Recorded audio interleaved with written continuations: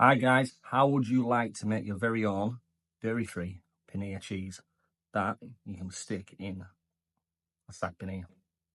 And I tell you what, it's really not bad.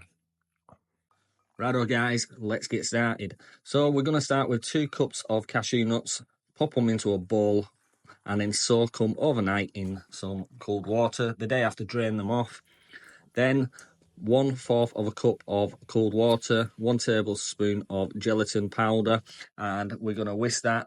It needs to look like this, guys, just nice and saucy. There you go. Get your blender out, put in your cashew nuts, and then give them a pre-blend. They're not going to blend really smoothly at this stage. Put in your gelatin mix, 1/2 tablespoon of salt, 1 tablespoon of lemon juice,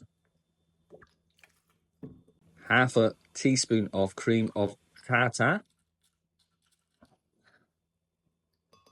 Now, if you want, you could actually just add another 1/2 tablespoon of lemon juice. This will just give your paneer a little bit more of a tang.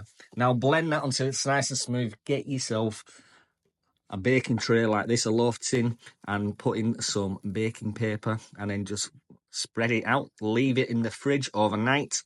And then I'm just going to shape mine up because I just want it nice to be nice squares like paneer is.